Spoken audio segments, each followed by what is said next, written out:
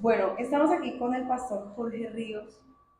eh, bueno, hace parte de los misioneros que nos están visitando por este tiempo en Tumaco. Hemos sido bendecidos con la presencia pues de nuestro hermano Daniel Useche, que ha tenido bien y el Señor ha provisto de que estén con nosotros todos estos días. Mm, ¿Cómo les ha ido, pastor, en Tumaco estos días?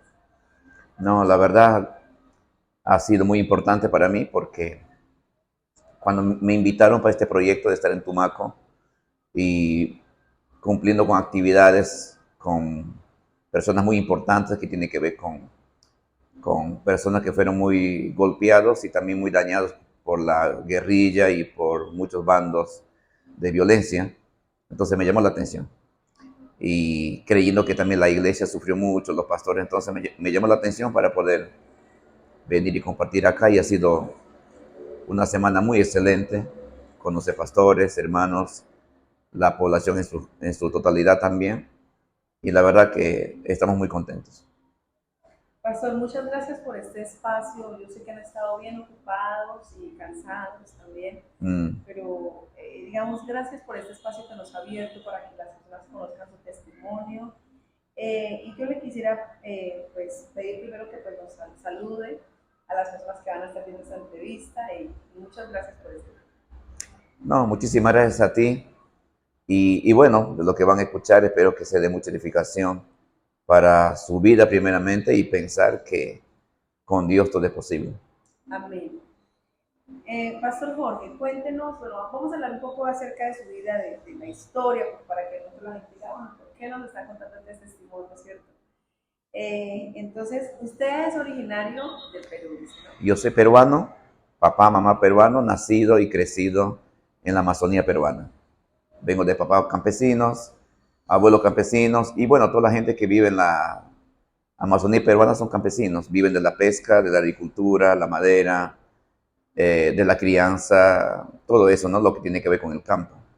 Entonces, hasta los 15 años yo me crié en la Amazonía peruana. Ok, y cuando su niñez, ¿cómo fue su niñez, pastor? Mi niñez, a ver, si yo miro ahora mi niñez, sí, tuve etapas muy lindas porque criarse en el Amazonas, en un contexto de libertad, nadar en el río, las playas, la pesca, los amigos, el calor, en ese contexto muy bueno. Pero en el contexto de querer superarse en la vida, muy triste porque vengo, como dije, de familia campesina. Mi papá fue un hombre que trabajó toda la vida, pero nunca pudo tener nada o suficientemente para poder mantenernos a nosotros. Entonces, el, el sistema el sistema de pobreza siempre ha sido parte de mi vida. Entonces, prácticamente no había futuro, no había esperanza. Tú naces en la selva, creces, vives, te casas, tienes hijos y mueres, porque no hay mucha esperanza. Entonces, en ese contexto no ha sido bueno, ha sido muy difícil. Es la realidad además de muchas personas también en nuestro territorio, ¿no? Porque el campo es duro, sin el campesino las ciudades no podrían comer, pero los trabajos peores pagos son en el campo, ¿no? Exactamente, lo que menos pagado y reconocido es la gente que trabaja en el campo. En el que tiene, va al puerto, recibe lo que el campesino trae su producto, sea lo que sea, y le paga un precio injusto, barato. Lo que quieren. Y el campesino vende por necesidad porque tiene que mantener la familia. Sí, es Sí. verdad.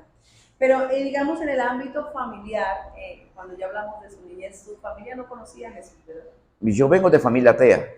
Mi abuelo, mis tíos, mi papá, mi mamá, o sea, todo el contexto familiar eran ateos. Ateos en el contexto filosófico.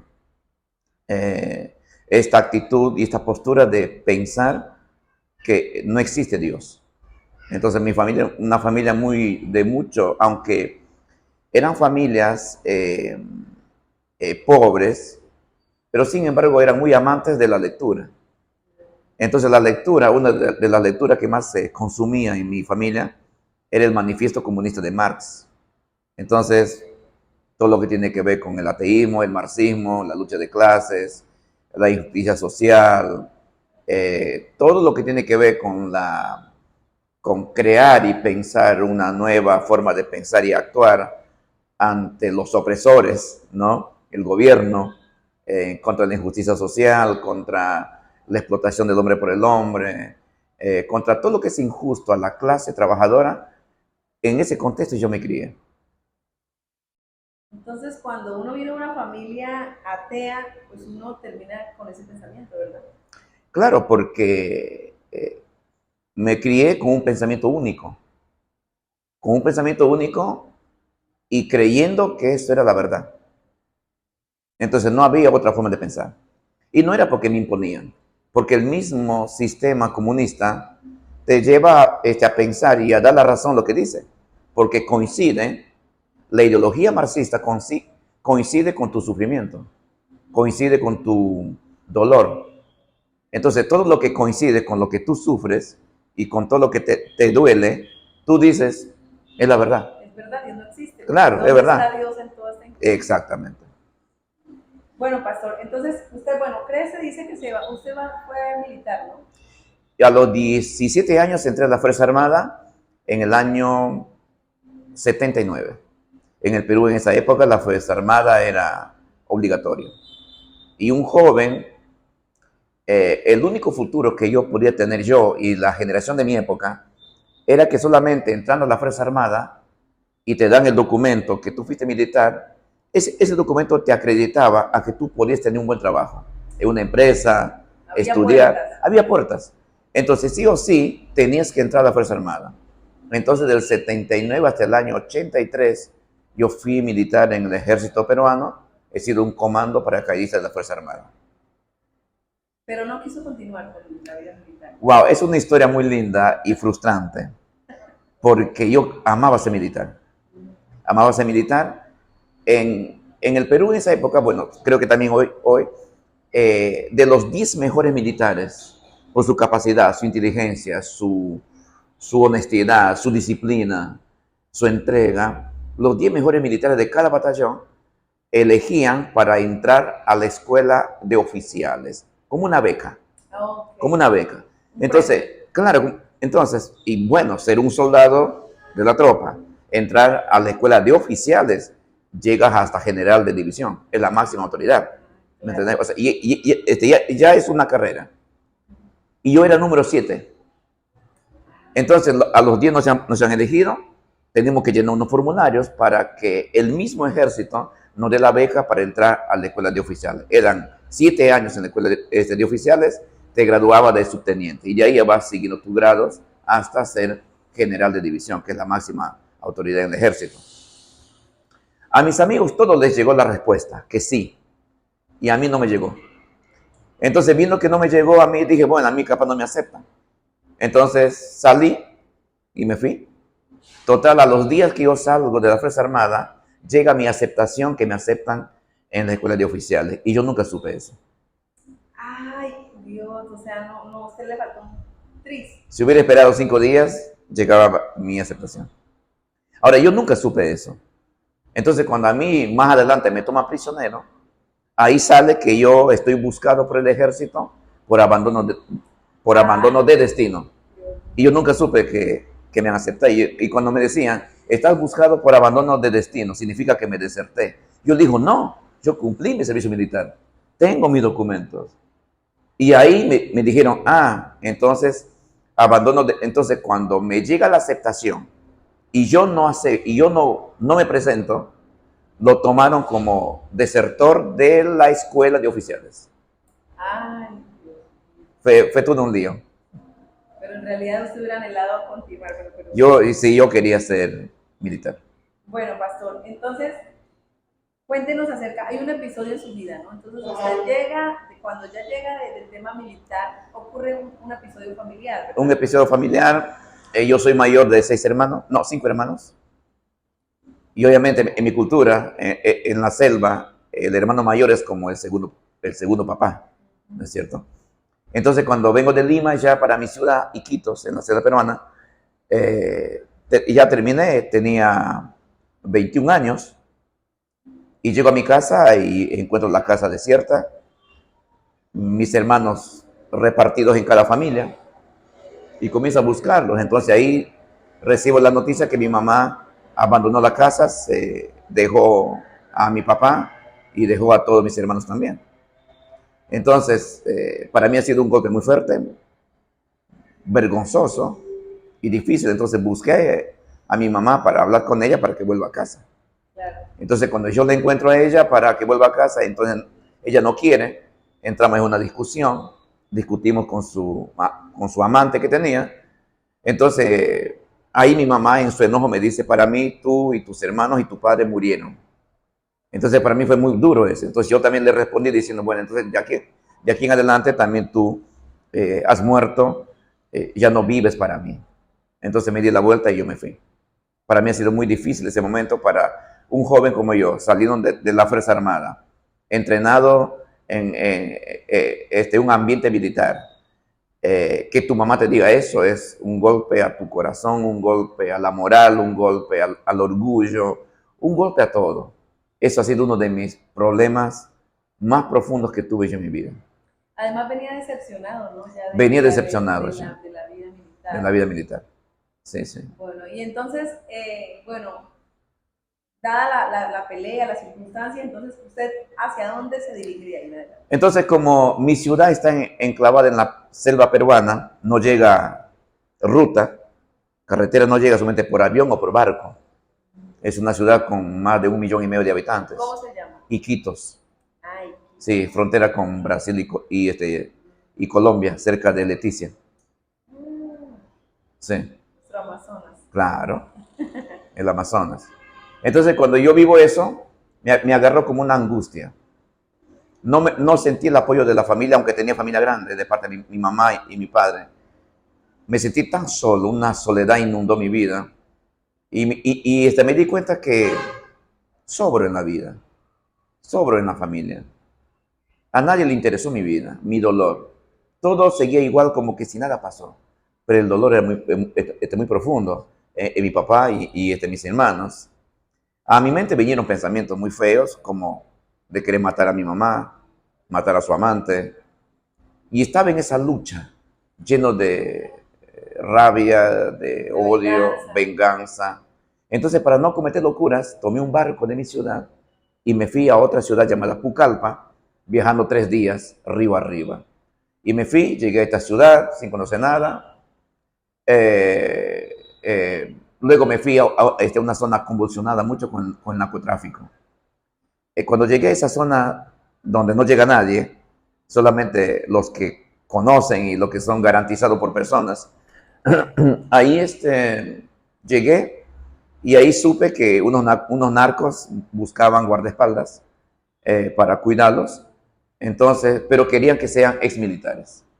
Entonces yo presenté mi documento, entonces trabajé con un narcotraficante para hacer su guardaespaldas por unos meses.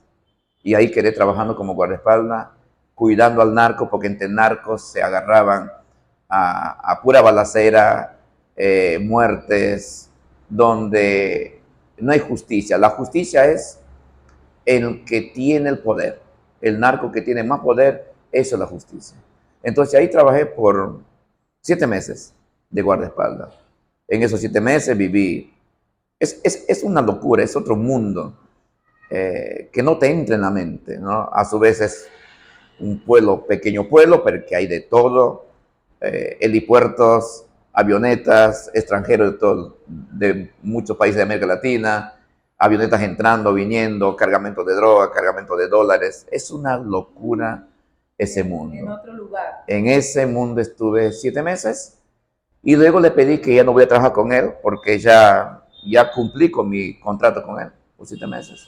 Pero en 7 meses hice mucha plata, compré algunas hectáreas de coca, tuve laboratorios clandestinos, aprendí a ser químico, a hacer la pasta básica de cocaína. Entonces así empezó mi vida de narco, por eso. Bueno, ¿de ahí que se va otra vez al pueblo o se va lejos? No, me quedo ahí.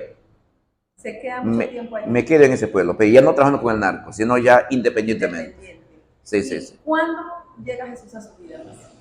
¿Cómo? ¿Cuándo conoce usted a Jesús o llega Jesús? Llegué a Jesús cuando yo caí prisionero en un combate contra los militares. Ah, ok. Ahí. ¿Cuánto tiempo estuvo independiente, digamos? Independientemente estuve como un año. Un año. En un año tenía plata, amigos, droga, fiesta, parranda. El poder. No, no, todo lo que es este mundo del narcotráfico. Sí, Pero sin embargo, yo sabía que estaba mal. claro. Sabía que estaba mal porque esa vida no dura. Porque yo vi muchos muertos, narcos con mucha plata, de un día para otro estaban tirados su cuerpo en la vereda, en la calle. Entonces ahí me di cuenta que la vida no tiene sentido. Cualquiera puede venir por envidia o por lo que sea, o por una deuda, o una calumnia que te pueden sacar de algo y van y te matan. O sea, para matar, y se acabó todo. O sea, tu vida no era seguro.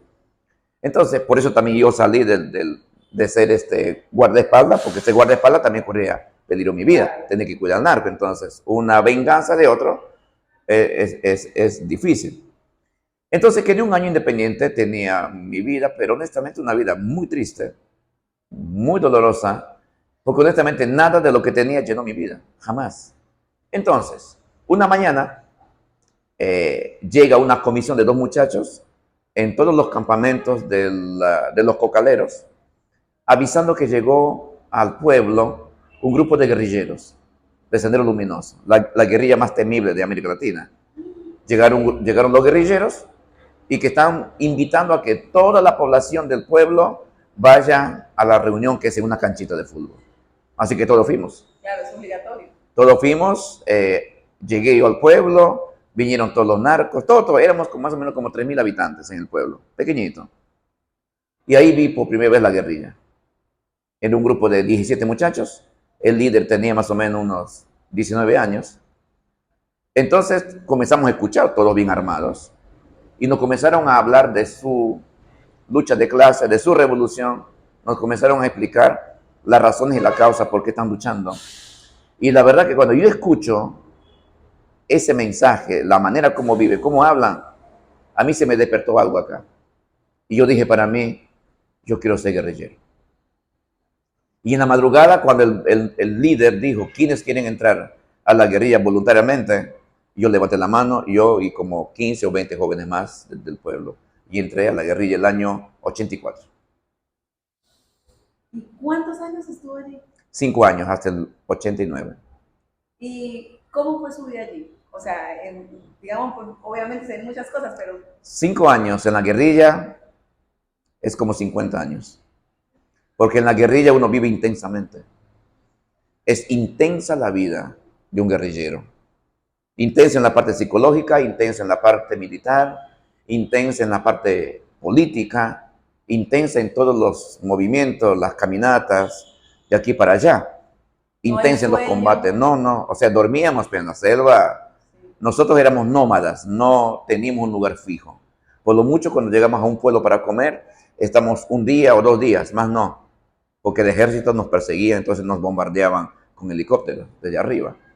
Entonces, entré a la guerrilla, al haber sido militar yo en el Perú. Entonces tenía toda mi capacidad y mi experiencia para saber cómo se mueven los militares, qué armas tienen, sus temores, sus puntos fuertes, sus puntos débiles. Claro. Entonces, cuando me acuerdo de un combate contra los militares, hemos hecho una emboscada, el líder que estaba dirigiendo ese combate, en algunas cosas se equivocó. Se equivocó en el ataque. Entonces yo le di como una dirección, hacemos así, así, así. Y él estaba tan nervioso porque los soldados han hecho una contraemboscada y él no sabía qué hacer. Entonces yo le ayudé a él a dirigir la retirada y a su vez cómo frenar y enfrentar una contraemboscada de los militares. Porque usted ya conocía. Fui militar. Claro. Entonces, y salió muy bien el combate. Entonces, esa experiencia, los líderes se juntaron y me llamaron a mí para preguntarme, bueno, ellos sabían que yo fui exmilitar, porque cuando tú entras para la guerrilla, escribe lo que lo que se llama en la guerrilla, tu carta al partido, donde el partido te hace más de 50 preguntas y tú respondes todo. 3 veces te hacen hacer eso. Si en las 3 veces que tú escribes tu carta al partido hay una equivocación, dudan de ti. Claro, quiere decir eso, está mintiendo. Estás mintiendo. Entonces yo conté todo, bien exacto. Entonces ellos sabían que yo fui militar, ¿no? Todo, ahí te preguntas, ¿por qué entraste a la guerrilla? cuál es tu motivación, cuál es tu deseo, si tu papá, tu mamá, el nombre de tu padre, tu madre, tus abuelos, todo. Si tienes contactos militares, policías. Entonces, la guerrilla, eso se llama carta al partido, donde tú tienes que escribir toda tu vida. Bueno, entonces ahí que le preguntaron, que no le iban a ascender, no le iban a poner de algo más.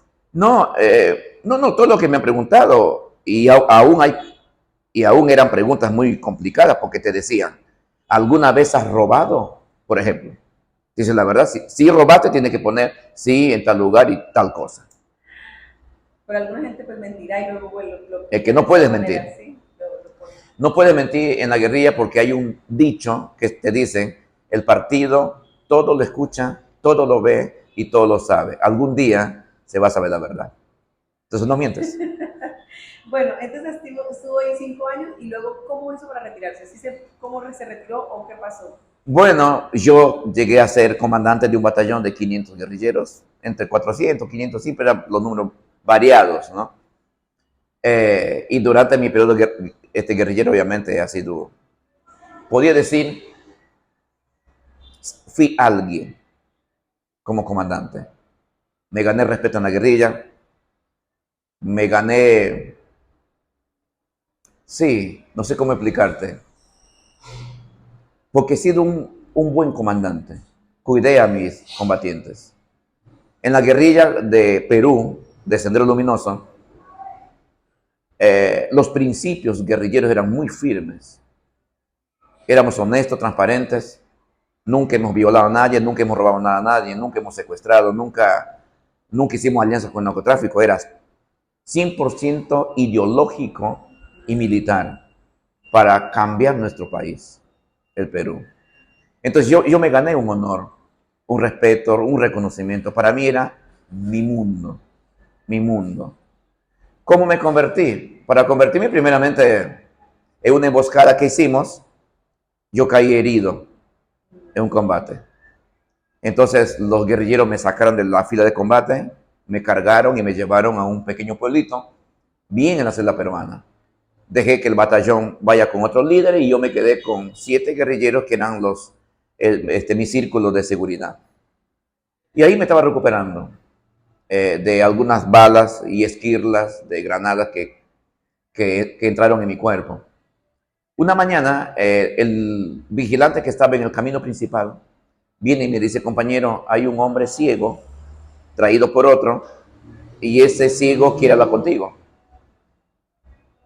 Le digo, pero ¿cómo sabe que estoy acá? Me dice, no sé. Bueno, un ciego, bueno, que venga. Dice, pasa, que venga, charlamos. Yo me senté en una camita que me han hecho en la selva. Y le pregunté, compañero, ¿qué necesita? Y ahí él me dice, mira, yo soy tajulano, me da su nombre. Me dice que vive en el pueblo y que él es el pastor de una iglesia evangélica. Para que te des cuenta, el ciego. Y él, para que te des cuenta que yo no sabía qué significaba ser pastor, palabras como pastor, iglesia, evangélica, Cristo, Dios, no tenía ni idea yo qué significaba eso. Había vivido toda su vida sin esos conceptos. Sin esos conceptos, nunca hubo en mi mente esos conceptos. Dios, iglesia, Cristo, evangélico, pastor, o sea, jamás en mi vida estaba registrado en mi sistema de pensamiento. Entonces yo no lo entendí. Yo le dije, explícame qué, a ver, pastor, ¿qué pastor? Me dice, soy pastor. Y le dije, ¿qué es pastor? ¿De qué? Y él me da, a ver, también dijiste, digo, que sos, le digo, iglesia, pastoreas una iglesia. ¿Qué es eso? ¿Cómo se hace eso? Claro. Entonces, para mí era todo nuevo, era un asombro, escuchar frases que jamás en mi vida era parte de mi vida. Entonces, ¿Pero usted nunca ha ido a misa? Nunca, jamás, no era ni católico, si no creemos en Dios. Claro, pues si su familia no... No, nada, okay. nada.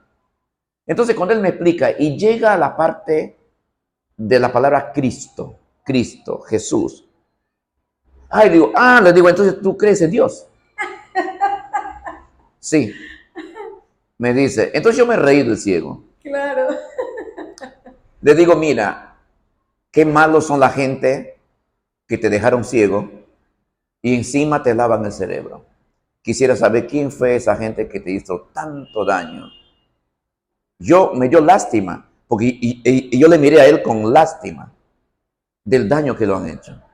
te dejaron ciego, le digo, y te lavaron el cerebro. Entonces dije a mis combatientes ahí que estaban, ¿vieron? Eso es lo que hace la religión. Es el opio de los pueblos. Y el ciego me dice, no, me dice, es verdad. Yo le dije, mire señor, ¿por qué no se levanta? Vaya a su casa. Le dije, ¿tiene familia? Me dice, sí. ¿Tienes hijos? Sí, 2. Mira, tranquilo. Vaya a su casa tranquilo, hace de cuenta que esta charla nunca existió. El ciego se fue. Se fue el ciego. Pasó una semana, el vigilante me dice de vuelta un día, compañero, ¿te acuerdas del ciego? Le digo, sí, todos los días, porque estoy enojado de la gente que le dañó a este hombre. Me dicen, el ciego está en el camino y vino con 5 personas más. Y el ciego está con un acordeón cantando una música y exige hablar contigo. Ay, no, Dios mío. Entonces ahí sí yo me enojé. Sí. Yo tenía mi fusil, un AKM de 32 balas. Así que dije que pase. Porque ahí sí yo me enojé y dije, este no es un inocente. Este es un enviado de la policía, del servicio de inteligencia. Este es un soplón. Entonces mi intención era matarlos. Dije, bueno, que pasen. Pasaron los 6, el ciego y los 5 más. Le dije al ciego, te dije que no vengas nunca más. Te dije que esta charla no existió. Y tienes 1 minuto para hablar. Entonces el ciego parece que eligió las palabras y me dijo, compañero, yo sé que nunca te haré cristiano. Le digo, más vale que no, nunca. A menos me dice que tú lo puedas probar un día a Dios. Porque a Dios se le puede probar. Y eso a mí me impactó. Y le pregunté. Dios le dio sabiduría, Sí. ¿cierto? Le digo, ¿cómo? ¿Se le puede probar a Dios? Me dice, sí. Yo le digo, ¿pero cómo? Me dice, es un tema de fe. Bueno, le digo, ahí arrancamos mal, porque yo no creo. Yo no tengo fe. O sea, yo tenía fe en otras cosas. Claro, claro. Tenía fe en la revolución, en la ideología, en mí mismo, porque todo ser humano cree en algo. Claro, sí. ¿Me entendés? Todos creen, aún los ateos. Claro. Con la diferencia que su fe está canalizado a otro lugar. Así que me acuerdo que me habló de Dios. Y me dijo muchas cosas. Y una de las palabras que me dijo fue, cuando todo se termina, cuando ya nada exista, cuando estás en la peor etapa de tu vida, si tú lo clamas a Dios de corazón, Dios te va a escuchar. Eso me dijo él. Entonces eso me dio a mí como una tranquilidad. Y bueno, este es un hombre inocente. Le dije, bueno, vaya por su casa, le digo, y esta vez sí. Y él se dio cuenta que esta charla nunca existió. Y no vuelva más. Y no vuelva más. Le amenacé. Se fue el hombre. Entonces esperé 2 días, 2 horas que él se fue. Yo agarré a la guerrilla que estaban conmigo y me fui. Me fui a encontrarme con el batallón. Con la guerrilla, sí, que yo lideraba. Después de ese hecho con el ciego, habrá pasado como 1 mes. Yo hice una emboscada a los militares en una carretera. Y ahí los esperé a los 7 camiones de militares que venían y los hice una emboscada. Y los atacamos. En el ataque, ahí caigo yo herido. Una granada cayó al lado mío. Y me desmayé. Estaba medio desmayado y cuando quise pararme y escaparme, me vi que varios soldados me estaban apuntando. Entonces levanté la mano y me rendí. Entonces ahí caí prisionero, me vendaron, me ataron y me llevaron al cuartel militar. Ahí yo estuve más o menos como 2 meses prisionero. Ha sido muy difícil porque estaba torturado. Casi todo. Comandante usted. Yo era comandante. Ellos habían cogido a alguien importante. Y perdí noción del tiempo porque siempre estaba vendado. En varias ocasiones les pedí que me mataran a ellos porque yo ya no aguantaba el dolor y las heridas que tenía de bala y esquirlas estaban muy infectadas y les pedí que me mataran. Yo tenía 25 años. Bueno, y en ese momento no se acordó de las palabras del ciego, o cuándo se acordó de las palabras del ciego. Entonces, una de las tardecitas, abren la puerta de mi prisión. Yo no me podía ni levantar ni ponerme de pie por el dolor que tenía. 2 soldados me levantan del brazo, me sacan la capucha y delante de mí había un capitán del ejército. Y ese capitán tenía en su mano como un acta, y él me comienza a contar todos mis delitos, días, lugares, mes, atentados, emboscadas, asaltos. ¿Y eran verdaderos? Era verdad. Le tenían el- Entonces me dice, tú vas a ser juzgado en el fuero militar porque fuiste militar. Tienes doble delito, traición a la patria y terrorismo. Entonces me dice, traición a la patria porque todo militar tiene juramentación a su bandera, nunca traicionarla. Y tú traicionaste con lo peor, que es terrorismo. Entonces, porque fuiste militar, serás juzgado en el fuero militar. Y el fuero militar, la pena máxima era la pena de afusilamiento. Entonces, esa era mi pena, afusilamiento por los crímenes que cometí. Me acuerdo, eso fue tardecita, me dijo que mañana me van a hacer eso. Yo me quedó una noche de vida. Entonces, en una situación así, por más que seas el hombre más valiente de del mundo, hay momentos donde tus sentimientos comienzan a moverse. Y yo había anulado mis sentimientos. No tenía sentimientos. Matar hoy, 4, 5, 6, daba igual, era parte de la vida. Y esa noche mis sentimientos se movieron. Recordé a mi mamá, mi papá, porque una cosa que la guerrilla también te hace anular tu sentimiento familiar. No existe mamá, ni papá, ni nadie. ¿Me entiendes? Entonces, esa noche mis sentimientos se movieron. Recordé a mi papá, mi mamá, mis hermanos. Y ahí era muy fuerte.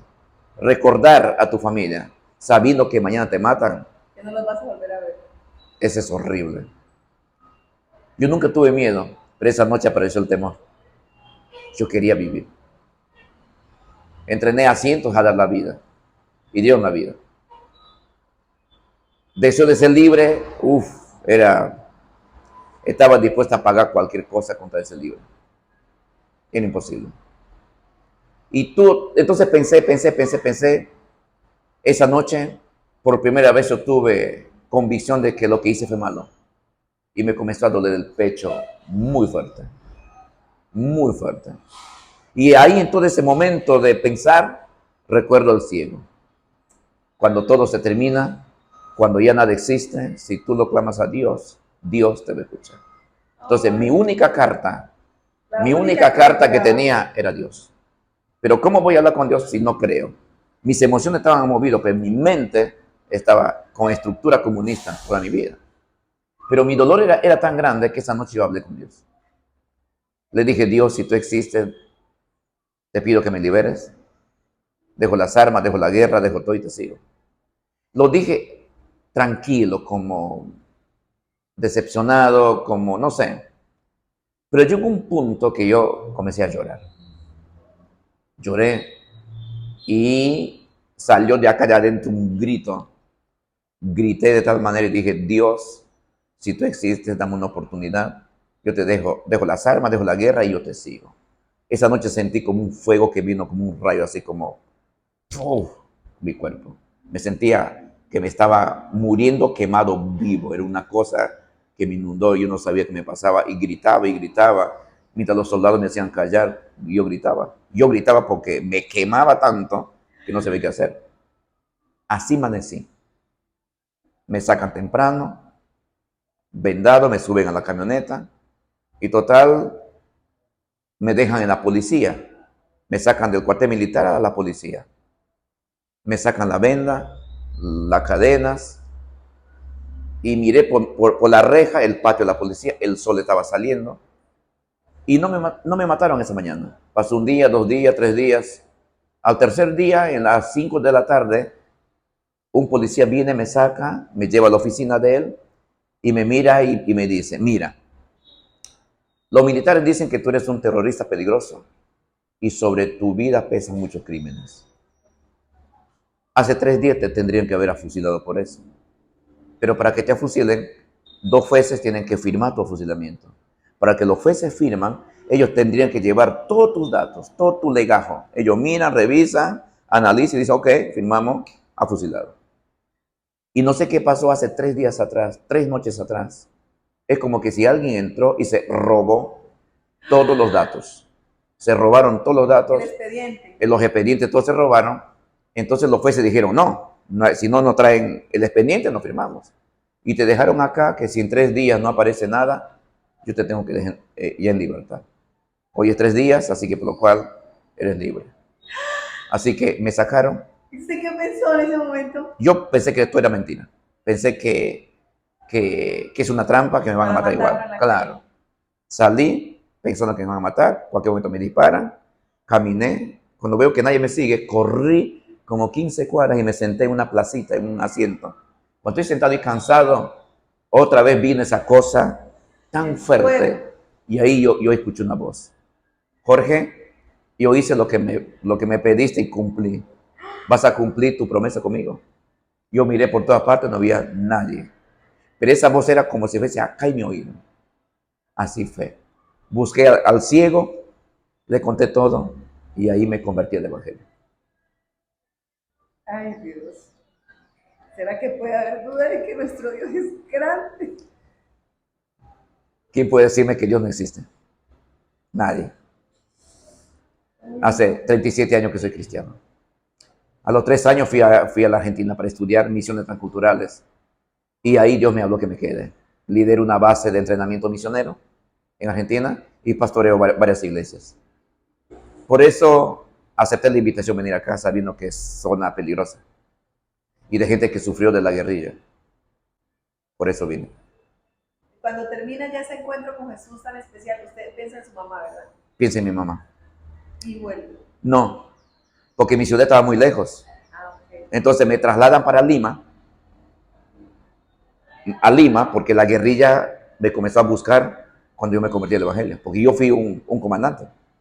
Claro. Entonces me fui para Lima, ahí me congregué por 2 años, estudié un poco todo lo que es la verdad básica de la vida cristiana, pero nunca quise en mi vida ser solamente un cristiano, disfrutando la vida en una iglesia y siendo feliz. Yo vengo de una guerra. Yo vengo de una guerra. ¿Es combatiente? Yo soy un ¿Le gusta la combatiente. guerra? Entonces ahí yo he tratado de prepararme y decir, si por la mentira he dado la vida, si por la mentira renuncio a todo, si por una mentira mis combatientes muriendo, ¿cuánto tengo que dar por la verdad?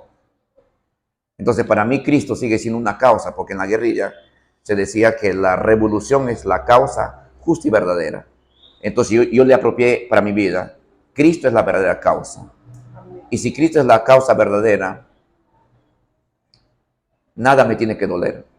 Cuando la causa es justa, nada te duele. Cuando la causa es justa, nada te tiene que limitar a entregarte por completo. Es que usted está acostumbrado a entregarlo todo. Exacto. Si la causa es justa, si la causa cristiana es justa, si Cristo es la verdad y es una causa justa por la cual, entonces vale la pena morir, porque la causa es justa. Vale la pena entregarse todo. ¿Por qué tengo que limitarme? Si Cristo es la causa justa. No puedo vivir, no sé, el hecho de disfrutar la vida cristiana me siento mal. Y por más que viva millones de años, nunca podré pagar lo que Cristo hizo conmigo. Entonces no estoy para ser feliz. Ser básico, ¿no? No puedo salir de una guerra luchando por una mentira a estar en una vida cristiana relajada. No puedo. Yo soy combatiente. Pastor, estoy muy feliz de haber podido tener el privilegio de tener este testimonio y le agradezco mucho el tiempo. Espero que los que escuchan sean bendecidos también.